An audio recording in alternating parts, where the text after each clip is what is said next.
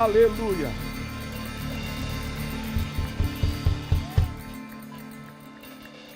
Glória a Deus, amém? Você pode sentar.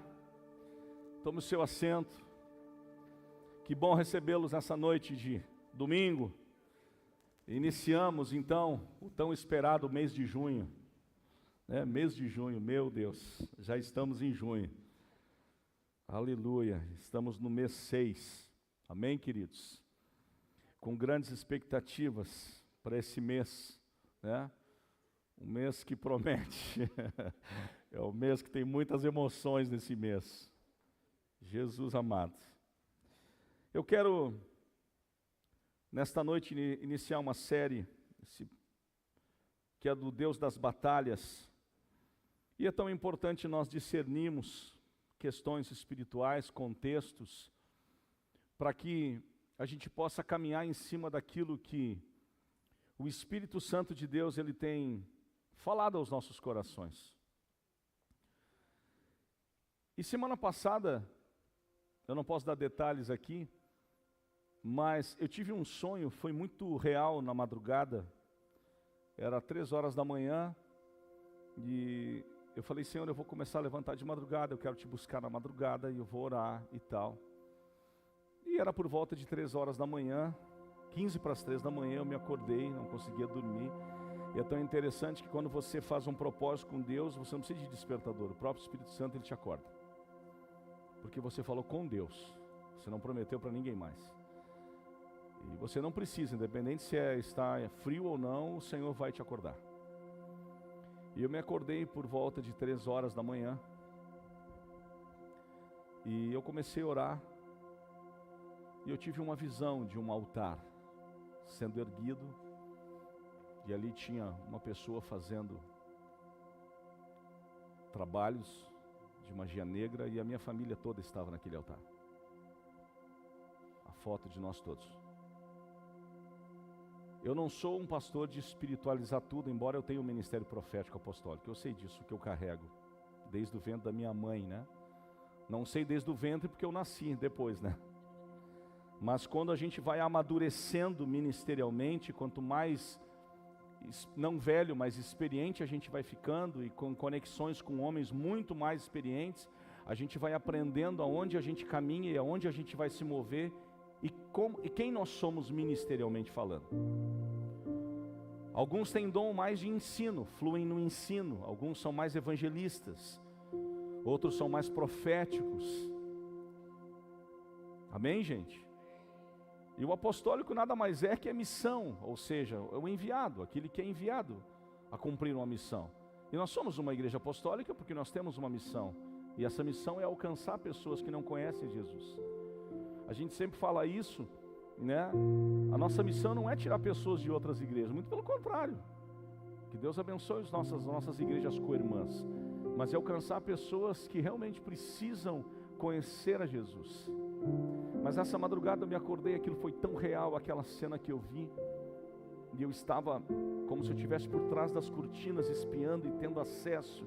E é tão interessante que quando você começa a buscar o Senhor de uma forma mais específica, não que eu não busque a Deus, eu busco a Deus desde que eu me conheço por gente, mas quando você começa a ser pontual em orações, revelações começam a vir de uma maneira muito mais clara, começa a se descortinar aquilo. E é tão interessante que aí Deus ministrou o meu coração por volta de 3 e pouca da manhã. Deus diz, eu sou o Deus das batalhas. E claramente eu ouvi isso, e o Senhor me levou a algumas histórias de guerras da Bíblia. Confesso para vocês que eu não levantei e comecei a ler todas as histórias, mas eu permaneci no meu quarto orando, e veio a história de Josafá, me veio a história de Senaqueribe, que eu quero falar um pouco agora de noite, algumas histórias bíblicas, a história de Jericó e tantas batalhas que foram travadas no Antigo Testamento. E o Senhor falou para mim, não há batalha que eu não vença. Então, quais são as nossas batalhas, as batalhas que nós enfrentamos? E você que está aqui talvez pela primeira vez ou não, todos nós, a partir do momento que nós aceitamos a Cristo, nós estamos inseridos em uma grande guerra, em uma grande batalha. Que batalha é essa? A batalha é pela tua alma. Existe alguém que quer a tua alma, que quer você, e essa pessoa se chama Satanás. Se você não sabe disso, sinto muito em te dar essa notícia. Mas ao mesmo tempo existe um Deus todo-poderoso, a qual nós invocamos o seu nome, e o seu nome está acima de todo nome.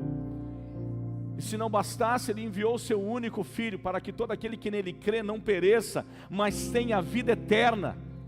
E essa vida eterna, ela está onde? Ela está em Jesus.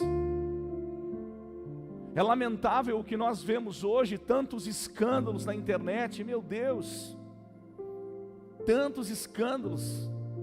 Aí é fuxico gospel, meu Jesus amado, é tanta coisa. E por que não acontece? Nós temos que mudar o foco. E cadê a libertação dos cativos, a cura dos enfermos, o discipulado, a palavra que liberta? Nessa noite você não saiu com esse frio. Eu vou lá na seda, vou ver o que vai dar. Não, você saiu porque eu não tenho dúvidas que você saiu com fé, dizendo: eu preciso de um milagre, eu preciso ser tocado pelo Espírito Santo, eu preciso de uma palavra direcionada para a minha vida nessa noite. Não é, gente? Eu me lembro quando a minha mãe, nós éramos crianças, nós íamos para a igreja, ela ia orando no caminho, no ônibus, dizendo isso. E de fato, e nós crescemos nesse ambiente, né, Jaque? Nós crescemos debaixo desse ambiente. Com a certeza o quê? Que não é mais um culto, mas é um mover que Deus vai trazer naquela noite. E muitas vezes quando canta-se uma canção, até que você gosta, embora, como o Dani sempre ensinou e fala, nós não cantamos para vocês, nós cantamos para o Senhor. Mas é normal que quando se toca uma canção que conecta o teu coração, você sente algo tão poderoso. Por quê? Porque o Espírito Santo está comunicando com o teu espírito. Então todos nós enfrentamos batalhas. Talvez você está enfrentando uma batalha, ou você que está conectado conosco através do YouTube, talvez você está enfrentando uma batalha na tua saúde contra um câncer, uma enfermidade gravíssima, um diagnóstico. Começou a circular nesses dias uma oração do pastor Juan Carlos, da República Dominicana, se eu não me engano, de uma menina que não podia caminhar, e de repente ele ora, e a menininha começa a correr, começa a caminhar. Juan Carlos Arrican, uma coisa assim, República Dominicana. E eu fiquei pensando, eu falei: Senhor, eu amo esse evangelho. O meu DNA está nesse evangelho. Esse foi o evangelho que me fez eu me converter. Há mais de 40 anos atrás, quando eu via sinais, maravilhas, prodígios. E por que hoje não? Porque hoje a igreja está muito mais preocupada com outras coisas. E se perde o que? A visão daquilo para qual nós fomos chamados. Que é alcançar os perdidos. Que é dar vista aos cegos, curar os leprosos. Amém? Libertar os cativos. Liberar o poder de Deus. Paulo disse: que as minhas palavras não sejam apenas persuasivas de sabedoria humana, mas em demonstração de espírito e de poder.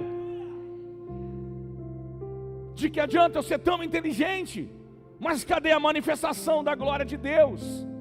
Claro que isso não quer dizer, eu não quero deixar você refém, que todo culto você tem que cair aqui e rolar. Não, mas se não acontecer isso, o Espírito Santo não está. Não é sobre isso que eu estou falando. Vai ter cultos que nós vamos impor as mãos, vai ter culto que não tem imposição de mãos, mas a questão é nós entendermos o que está acontecendo conosco. Nós estamos debaixo de um ambiente de glória, onde a manifestação de Deus está sobre nós. Nós estamos sendo transformados, pessoas estão sendo batizadas, pessoas estão sendo transformadas, seu coração está sendo mudado. É isso, gente. Então todos nós em algum momento enfrentamos uma batalha em alguma área da nossa vida. Talvez a tua luta não é contra um câncer, mas contra um vício. Talvez você não tenha problema de saúde, mas é um vício emocional. Você luta contra isso, você tem pesadelos, você tem agonias. Talvez o teu coração está enlutado. Mas é tão interessante que Quando nós falamos de batalhas, quando nós falamos de guerras no Antigo Testamento, todas as vezes que Israel saía do prumo, Deus permitia situações. Para quê? Qual a finalidade? Trazer Israel de volta ao coração de Deus. Pastor, tu não tem noção do que eu estou passando. É? Você não tem noção do que eu estou passando. E assim a gente vai brincar um com o outro. Não é verdade? Porque todos nós temos as nossas batalhas, todos nós enfrentamos as nossas guerras, mas o que nós precisamos entender é que Deus permite isso para nos trazer para perto dEle. Quando Ele nos traz para perto dEle, nós começamos a conhecer o quê? O poder de Deus, e o poder de Deus é revelado a nós de uma maneira tão poderosa. Você crê nisso? Esse é o Evangelho de Jesus. Então entenda, as guerras, as perseguições, os desertos, os inimigos internos e externos, porque nós temos inimigos internos e externos, eles existem porque há um propósito, e esse propósito é fazer com que nós venhamos entender que quem nos sustenta em meio a tudo isso é o Deus Todo-Poderoso. E aí sim nós podemos invocar o seu nome e em alto bom som cantar: quem é como o nosso Deus? Poderoso nas batalhas, poderoso para salvar. Esse é o nosso Deus. Esse é o nosso Deus. E deixa eu levar você uma reflexão nessa noite. O pior inimigo que nós enfrentamos não é Satanás. Que isso, pastor? Entenda. Existem 3 inimigos violentos que nós enfrentamos: o diabo, o mundo e o nosso eu. Você precisa entender como um cristão esses 3 pilares, e é fato: Satanás, o diabo, o mundo, o sistema desse mundo que jaz no maligno, e o nosso próprio eu. E um dos mais desafiadores é o nosso próprio eu. Mas é tão interessante a gente entender algo. Satanás, ele foi vencido na cruz do Calvário. Colossenses 2:4 diz que quando o Senhor foi crucificado, Ele os expôs publicamente, principados e potestades, e triunfou sobre eles na cruz do Calvário. Imagina, todo o poder das trevas foi exposto à vergonha publicamente. Vamos ler esse texto? Projeta para mim, por gentileza, Colossenses capítulo 2, verso 14. Eu estou usando a NAA hoje. Deixa eu ler esse texto com você.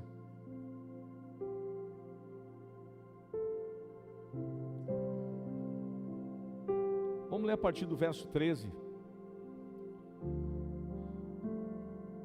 Colossenses 2, 13.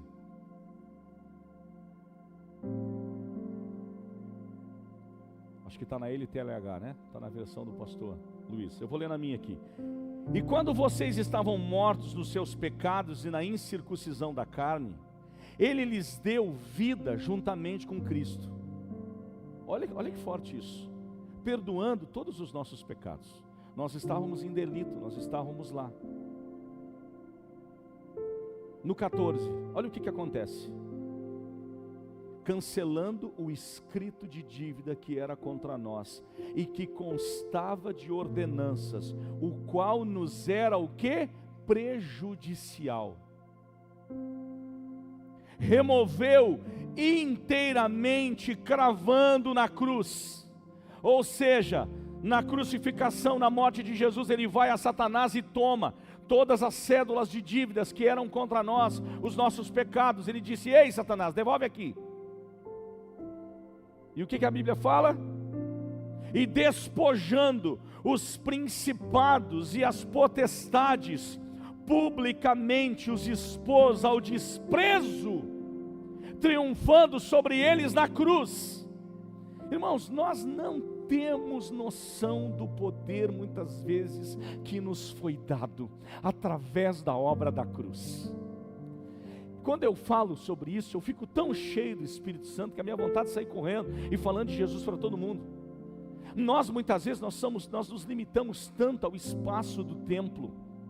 Por isso que é tão importante, nós vamos voltar no próximo mês no templo e nas casas. No templo e nas casas. Nós adoramos, mas nas casas. Nas casas nós temos comunhão, estreitamento, discipulado. Alcançamos os nossos vizinhos, alcançamos familiares, alcançamos amigos, alcançamos parentes. Por quê? Porque nós como igreja precisamos entender qual é a nossa missão. Irmão, ovelha gera ovelha. Nós não somos chamados para a vida inteira nós ficarmos, desculpe a expressão que eu vou usar, como ovelhas gordas, cheias de lã e de gordura, mas que não produzem mais fruto, ou seja, não geram pessoas, porque assim como você foi alcançado um dia, por esse poder, desse evangelho, você precisa passar adiante disso, porque senão será egoísmo da sua parte. Porque Jesus te salvou, para que você possa estender esse evangelho, e a palavra evangelho nada mais é do que boas notícias. Então quando eu falo de Jesus, eu estou falando o quê? Das boas notícias do evangelho.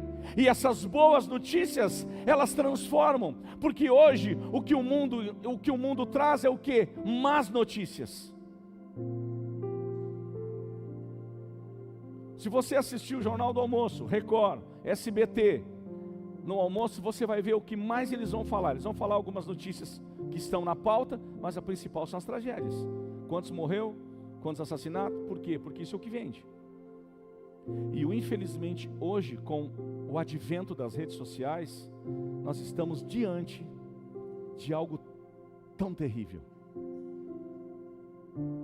aonde se proliferou não mais a pregação do evangelho. Não estou dizendo que ainda não se prega o evangelho, não é isso, mas eu estou dizendo que a nossa preocupação saiu do propósito de pregar a palavra para ficar se preocupando com quem caiu. Eu estava assistindo, eu e o Gabriel era de madrugada, esse dia nós estávamos assistindo o aniversário de Jim Swaggart. Só quem tem acima de 48 aqui, 50 sabe, hein, Cristiano? Jim Swaggart. A minha mãe assistia Jim Swaggart, o grande pregador, o evangelista norte-americano. Olha só, ele está entre Billy Graham, antes do Billy Graham, Oral Roberts, Billy Graham e Jim Swaggart. Nós estamos falando de um homem que enchia estádios de futebol. E eu me lembro, em 1988, nos anos 80, ele tinha um canal e era transmitido na Band as pregações. Eu era criança e assistia. Mas Jim Swaggart, ele teve uma queda. Assembleia de Deus norte-americana. E ainda ele é vinculado à Assembleia de Deus norte-americana, a Igreja Pentecostal dos Estados Unidos. E ele teve uma queda. O mundo inteiro sobre ele. Anos depois ele vem a público, isso está no YouTube. Ele vem a público, se retrata e pede perdão para a igreja mundial. Alguns dizem que ele tem um parentesco com Elvis Presley. Se não me engano são primos. E de repente, esse homem agora, ele continuou pregando depois, a igreja o perdoou. E ele com 90 anos, celebrando com 90 anos, e aparece seus filhos, seus netos, seus bisnetos. E ele cantando. Por sinal, um excelente pianista. Aí eu fico pensando, meu Deus, como Deus faz coisas extraordinárias. E despojando os principados e as potestades, publicamente os expôs, desprezo, triunfando sobre eles na cruz. Irmãos, nós temos um poder, uma autoridade que foi nos dada através da obra da cruz. Vocês acham que demônios A, B ou C impressionam o poder de Deus? Eu fico imaginando Deus olhando para eles e dizendo, vocês estão pedindo chumbo grosso, hein? Até porque eles eram anjos de Deus. E com o ato de rebelião deles no céu, com Satanás, eles se transformaram em demônios. Então Deus conhece todos eles, o Criador. Mas deixa eu voltar ao cerne da mensagem. Nós estamos falando do Deus de batalhas. Amém? O pior inimigo não é Satanás, o pior inimigo é a ignorância. Diga comigo, a ignorância. Que ignorância? Ignorância verbal? Não, ignorância de conhecimento. A palavra ignorância, ela tem dois sentidos bem interessantes que eu gosto no original da palavra. Primeiro, desconhecer, e trevas. Olha que forte isso. Ignorância, ela tem o sentido de desconhecer, ou seja, a pessoa é ignorante, porque quando você fala aquela pessoa é ignorante, você não está dizendo que ela é grossa, você está dizendo que ela é ignorante por falta de conhecimento. Sim ou não? É fato. Então muitos são ignorantes por falta de conhecimento. Aí quando você vai para o outro extremo e você pega a palavra conhecimento, a palavra conhecimento ela tem origem em gnóstico ou gnose, que quer dizer conhecimento, luz. Então quando eu tenho conhecimento, eu ando na luz, os meus olhos se abrem. Amém? Então o pior inimigo aqui, dentro do contexto que eu estou trazendo, não é Satanás. Ele foi vencido na cruz. Mas ele continua ainda sendo o acusador, sendo o nosso adversário, sim ou não? Tentando nos influenciar para que a gente desista do Evangelho, para que a gente não busque, que a gente não congregue, que a gente não tenha comunhão com Deus. Mas a partir do momento que nós começamos a ter conhecimento de Deus, diga comigo, conhecimento de Deus. Agora experimente a você buscar a Deus todos os dias, erguer um altar de adoração na tua casa, você ter comunhão, como é que a tua vida vai ficar, como que vai ser, a tua vida vai começar a mudar, porque você vai ter clareza do poder de Deus sobre a tua vida, e isso é extremamente poderoso, amém? Esse amém está muito xoxo, amém? 2 Coríntios, no capítulo 10, no verso 3 e 4 diz: pois embora vivamos como homens, não lutamos segundo os padrões humanos. As armas com as quais lutamos não são humanas, ao contrário, são poderosas em Deus para destruir fortalezas. Um outro dia aparece uma cena na rede social, no Instagram, de uma mulher manifestada, e eu comentei, e veio um cara, certamente um filósofo, um ateu. E eu comentei, eu falei, isso não é teatro, isso não é brincadeira, isso é verdade. E o cara veio, da onde que tu tirou que isso existe, que possessão existe, dá para ver pelo teu perfil que tu é crente, que não sei, o cara que me escrachou. E eu só fui lá e bloqueei ele, falei, não vou ficar discutindo. Irmãos, as trevas estão aí. As trevas estão aí dizendo para as pessoas, ei, você é um cachorro, você é uma égua, você é um coelho. A minha sogra estava apavorada porque ela mora na Europa. Ela disse, meu Deus, pelas ruas da Itália, pessoas vestidas de cavalo, imitando. Aí às vezes a gente, isso aí é brincadeira, brincadeira nada. Sabe qual é a grande estratégia de Satanás? Fazer com que você não se conheça. Qual é a tua identidade? A tua identidade é filho de Deus. Eu não nasci para ser um cachorro, eu nasci porque eu sou um homem, eu sou filho de Deus. É que nem a história dos bebês reborn. Meu Deus do céu, gente, o que é isso? Uma advogada entra pedindo pensão para o ex-marido por causa do seu bebê reborn. Aonde nós chegamos, gente? Vocês sabem o que significa isso? É a falta do conhecimento de Deus e do seu poder. A partir do momento que nós temos conhecimento do poder de Deus, a nossa mente começa a mudar, o nosso coração começa a mudar. Não há vício que não seja transformado, não há casamento que não seja restaurado, não há enfermidade que Deus, eu estou falando Deus, não é o pastor Leandro, não é a igreja, Deus, não há enfermidade que Deus não possa curar. E os milagres, eles existem, eles estão aí. Mas deixa eu entrar no segundo bloco da minha mensagem, de uma história que acontece no Antigo Testamento. No tempo do rei Ezequias, se levantou o rei, filho de Sargão II, chamado Senaqueribe. Senaqueribe, ele era o rei da Síria. Ele não era o filho mais velho, mas ele era um dos filhos de Sargão II. E ele chegou ao poder e ele era muito cruel. E era no ano em que reinava o rei Ezequias. Só que o rei Ezequias andava muito bem acompanhado no trono. Ele estava acompanhado nada mais nada menos do que o profeta Isaías. Era o conselheiro de rei Ezequias. E o rei Ezequias, em um momento da vida dele, ele faz o que é mal aos olhos de Deus. E ele cai enfermo. Então ele chorando chama o seu conselheiro, o profeta vai, fala sobre o seu pecado, mas diz assim para ele: Deus se compadeceu de ti e ele acrescentará anos de vida.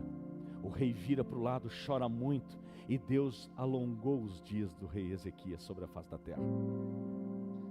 Mas entenda que os assírios, eles eram tão terríveis que eles riscavam os seus inimigos do mapa, literalmente.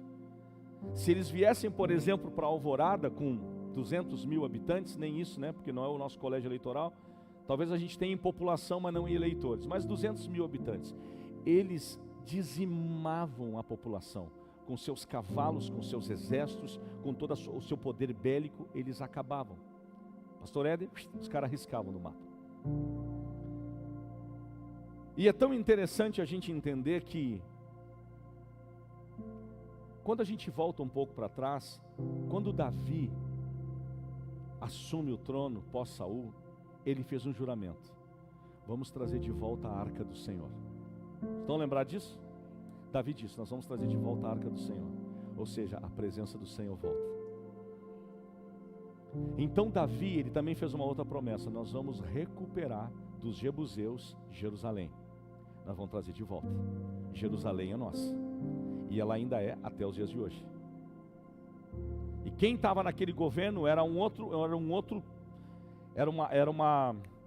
exército, era um outro clã, eram os jebuseus. Davi vai, combate eles, traz de volta. Então, cada rei que assumia tinha o dever de perpetuar. Mas no meio desse caminho aconteceu muita coisa. Alguns fizeram coisas que eram, se você pode ler isso em 1 Reis, 2 Reis, 1 Crônicas, 2 Crônicas, vocês vão ver isso, porque teve reis que fizeram coisas que eram más aos olhos de Deus. Mas aqui o rei Ezequias, ele ficou com medo, porque Senaqueribe disse: nós vamos invadir Jerusalém. Então eles sabiam: se esses caras chegarem aqui, eles vão nos dizimar. Eles pegavam as mulheres grávidas, eles cortavam e jogavam os fetos e passavam por cima com os cavalos. De tão bom que esses caras eram. Vocês viram o que o Hamas fez? E ainda tem gente no Brasil que defende esses caras, porque não, isso vai morar lá, para você ver. Bebês foram mortos. Aí tem cristãos defendendo. Gente, a gente não sabe do que nós estamos falando. Se tem um povo milenar, quando eu estou falando milenar, eu estou falando há mais de milênios, eles sabem o que é guerra. Quantos bebês foram assassinados? Vocês lembram? Ano passado, outubro do ano passado. Era uma rave eletrônica. E de repente homens começam a cair, descer de paraquedas, invadir e matar um monte de jovens, inclusive jovens descendentes de judeus que estavam lá, brasileiros.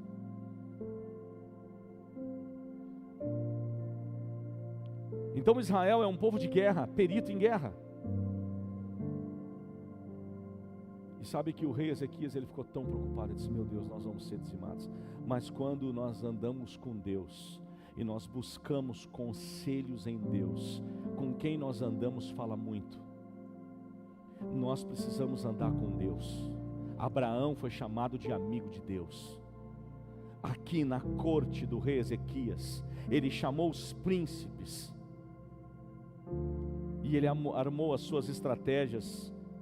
E olha o que o Senhor falou. E quando Deus fala, Deus fala.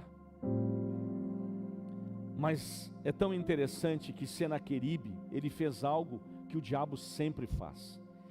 E eu até escrevi aqui, na realidade essa mensagem, Cartas Infernais, eu preguei na pandemia, há 5 anos atrás. E hoje eu preparando esse outro esboço, eu peguei parte dessa mensagem e coloquei aqui, adjunto da minha. Senaqueribe manda cartas a Ezequias: nós vamos acabar com vocês, que eu chamei de cartas infernais. Você já recebeu alguma carta do inferno? Quem já recebeu, levanta a mão. Irmão, eu vou traduzir. Não é que o diabo escreveu, mandou para você. Literalmente. Quem já recebeu más notícias? Meu Deus, gente. Quem já recebeu uma notícia, levanta a mão, gente. Aí, todos nós. E más notícias não são coisa boa. Então o rei foi e colocou e enviou essas cartas. E olha o que ele disse em 2 Crônicas 32:17. Ele disse o seguinte: assim como os deuses das nações de outras terras não livraram o seu povo das minhas mãos, o rei Senaqueribe, assim também o Deus de Ezequias não livrará o seu povo das minhas mãos. Gente, é tão interessante quando o Deus de Israel é desafiado. Quando nessa madrugada da semana passada eu tive a visão desse altar de magia negra, pelo conhecimento que eu tenho, a interpretação, eu pensei: Senhor, essa guerra não é minha, essa guerra é tua.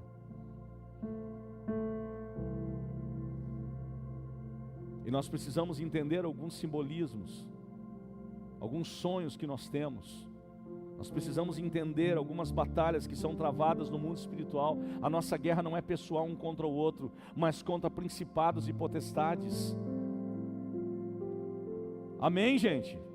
Deixa eu traduzir o que são principados, pastores. São demônios, chefes regionais. Eles lideram uma região. E potestades são aquele grupo de demônios que estão abaixo desses príncipes das trevas. E quando a palavra fala que a nossa luta não é contra carne e sangue, mas sim contra os principados e dominadores, está dizendo o quê? Que Deus está vindo para combater esses príncipes territoriais que influenciam cidades. Pensa uma cidade, por exemplo, que vive na miséria. Gente, o que tem naquele lugar? O que acontece naquele lugar? Um lugar com alto índice de criminalidade. O que acontece? Começa a igreja a orar para ver. Aqui nós experimentamos algo em Alvorada. Nós começamos a orar os últimos 8 anos, toda segunda-feira orávamos na prefeitura. O índice de criminalidade da nossa cidade caiu drasticamente, porque há uma igreja orando. Agora está sendo uma vez por mês no gabinete, por questão da agenda do prefeito. E eu não estou falando independente de partido político, eu estou falando de orar na prefeitura. Amém? Não estou falando do partido A ou B. Isso não interessa, eu estou falando em orarmos no poder público. As coisas começaram a mudar. Porque nós começamos o quê? Nós somos aquilo que nós profetizamos. Não adianta você se queixar da sua rua, você começa a orar pela sua rua. Comece a abençoar. Eu abençoo os meus vizinhos, eu oro pelos meus vizinhos. Ah, mas se são trevas, ora que vai acontecer algo. De tanto nós orar, aconteceu algo no fundo da minha casa. E olha que iam até 6 horas da manhã, eu não conseguia dormir. Fechou, acabou. Glória a Deus. Às vezes eu encostava o carro e eu escutava ali os capirotos falando um com o outro. Eu falei: Jesus amado, até quando vai isso? O inimigo mandava cartas dizendo: eu vou acabar com vocês. Irmãos, o diabo o tempo inteiro ele quer negociar conosco, sabe o que? Nos intimidando, dizendo: vou matar teu filho, vou matar tua filha, vou acabar com teus negócios, vou acabar com teu casamento, acabar com a tua vida. Mas como que Deus vê isso? Quando você se coloca diante de Deus, Deus começa a fazer coisas extraordinárias. Tem testemunhos de irmãos aqui, coisas lindas de restituição, que foram assaltados, roubaram carro, assaltaram empresa e tantas outras coisas. No final da conferência, se não me engano, uma irmã teve o seu carro roubado aqui. Não aqui, né? Graças a Deus oramos, depois acharam o carro dela. O inimigo sempre vai nos tentar. O medo nos faz ficar na zona de conforto. Mas quando nós somos empoderados por Deus, Deus nos tira dessa zona de conforto. Olha que poderoso isso. O medo, ele nos deixa na zona de conforto. Sabe que tem pessoas que a vida inteira elas não vão crescer porque elas têm medo de arriscar. Só que ter fé é colocar o pé e acreditar que Deus colocou o chão. Isso é fé.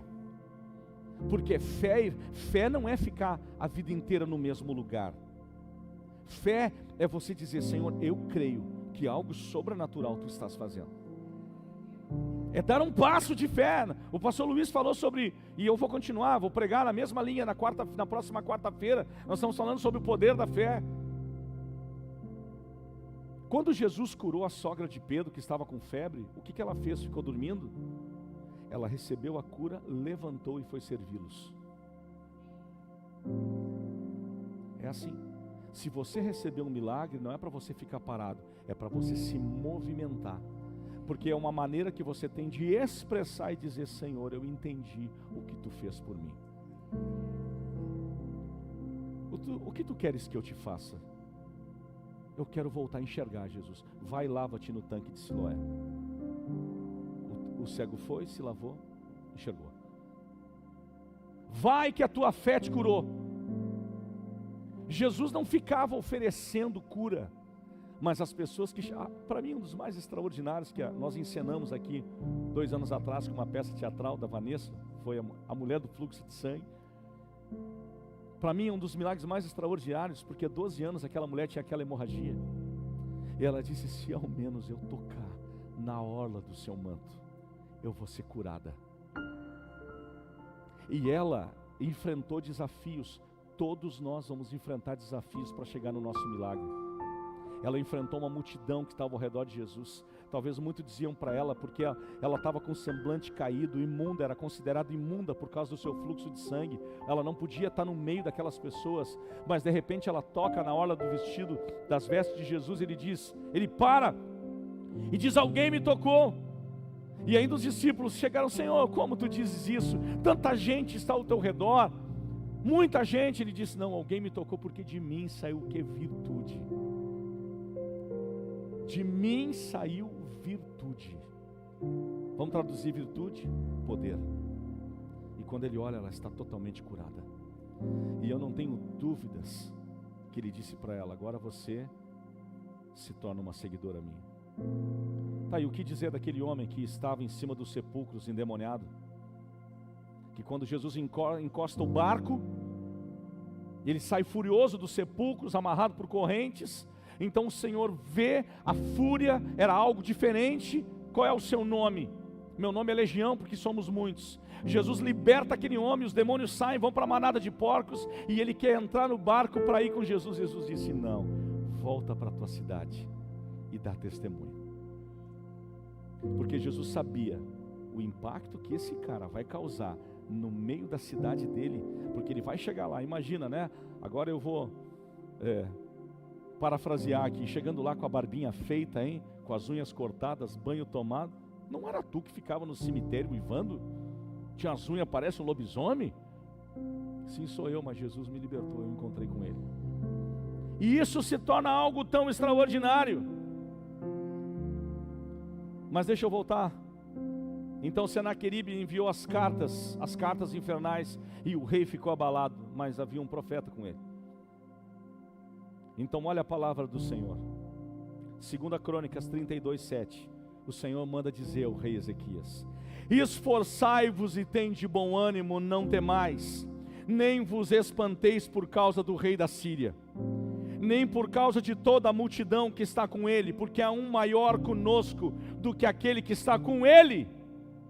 Eu quero dizer algo para você: Deus é muito maior do que qualquer batalha que nós estejamos enfrentando, seja em qual for a área da nossa vida. Maior é aquele que está com você do que aquele que está lá fora.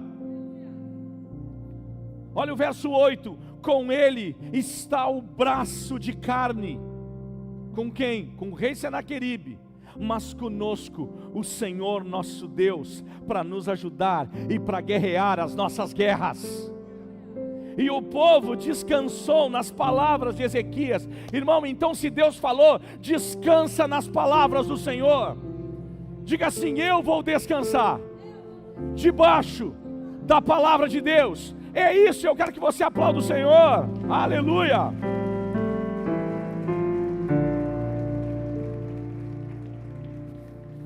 É sobre isso. Nós temos que descansar debaixo da palavra de Deus. Olha o que a palavra fala aqui, que o povo descansou debaixo da palavra do Senhor. Eles descansaram. Gente, é o seguinte, Everton, Deus vai nos defender. É Deus o justo juiz. Venha o que vier, venha as guerras, venha as batalhas, flechas do inimigo. É Deus. Talvez você está enfrentando uma batalha tão gigante, meu irmão. minha irmã, eu não tenho dúvidas aqui. Todos nós enfrentamos batalhas em esferas diferentes, mas o Senhor manda te dizer: descansa na minha palavra. Eu estou agindo. Maior é aquele que está conosco. Imagina o rei receber essa palavra, ou seja, o Deus de Israel está conosco. Ele é maior do que aquele que está com as trevas lá fora. Amém? Então o Senhor está conosco. E é tão interessante que o profeta Isaías, esse profeta era extraordinário. E o Isaías, ele trouxe uma outra palavra para o rei. Olha o que Deus mandou dizer para o rei. Isaías 37, 27, o Senhor mandou dizer a Senaqueribe: por causa do teu furor contra mim e por causa da tua arrogância, a tua arrogância subiu aos meus ouvidos. Eis que porei o meu anzol no seu nariz e o meu freio na sua boca, e farei você voltar pelo caminho por onde veio. Você já imaginou uma coisa dessa? Aquele rei era um rei extremamente arrogante. Deus disse: eu porei o meu anzol e você vai voltar pelo mesmo caminho que você veio.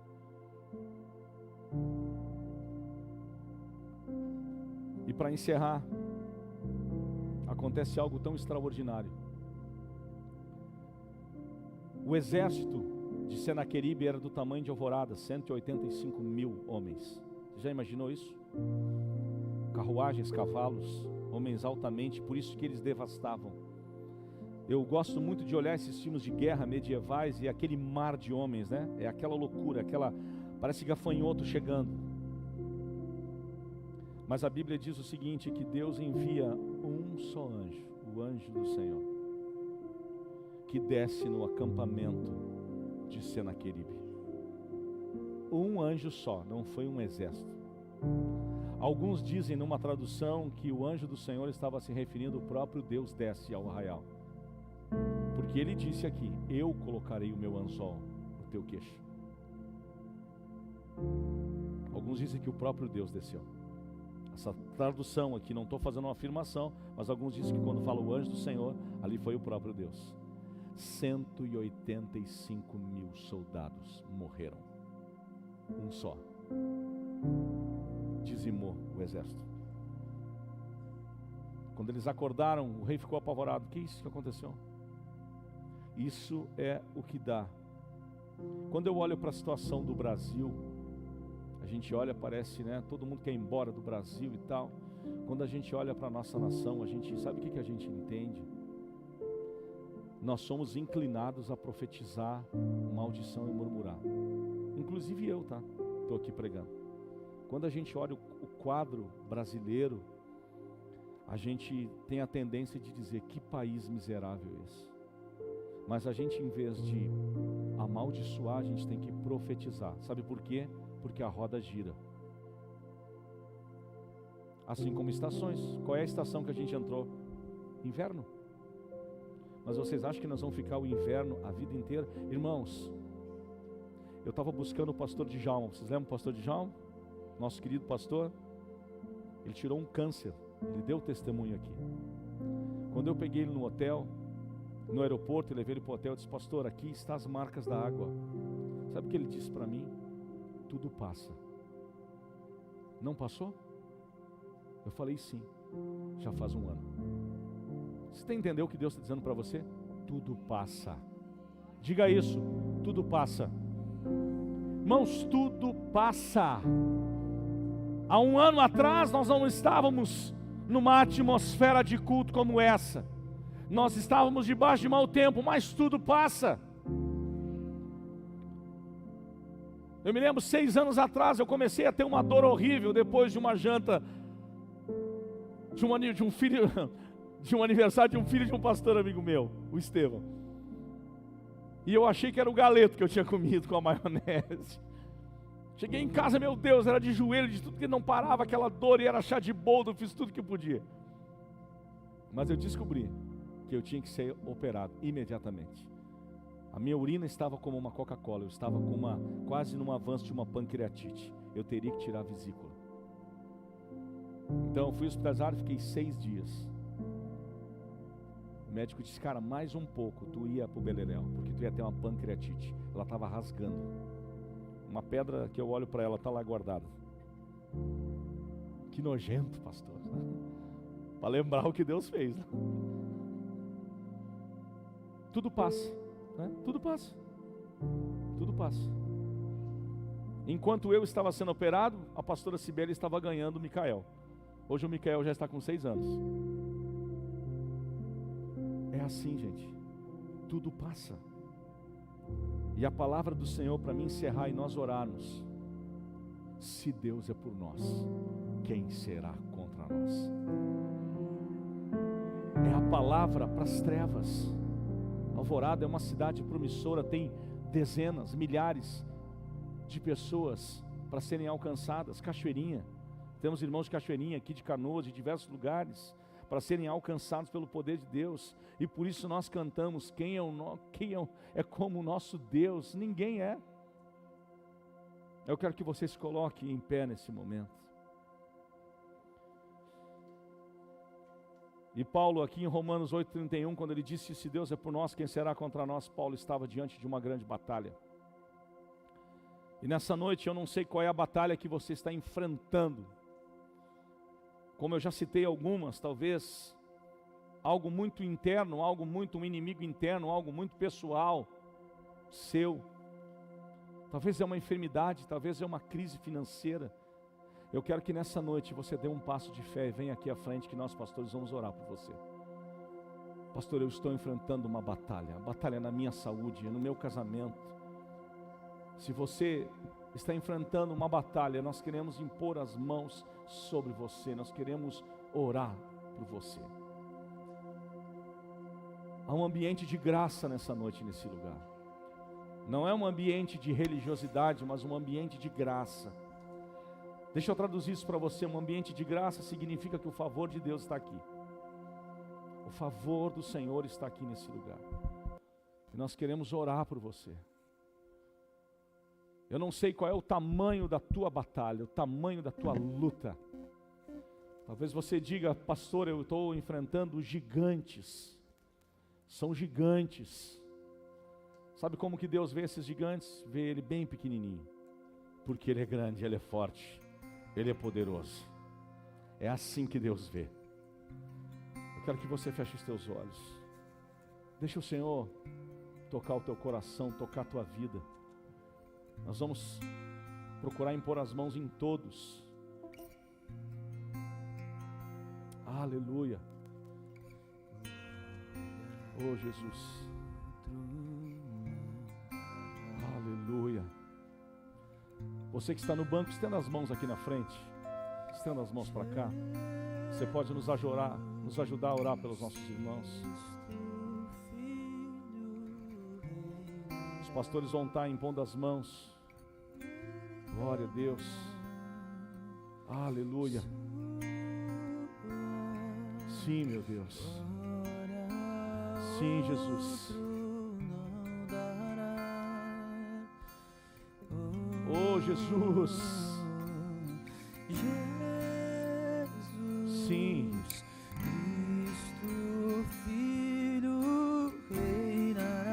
Ele reinará. A sua glória, sua glória, outro não. Comece a orar com fé, diga: Deus, eu estou aqui. Aleluia.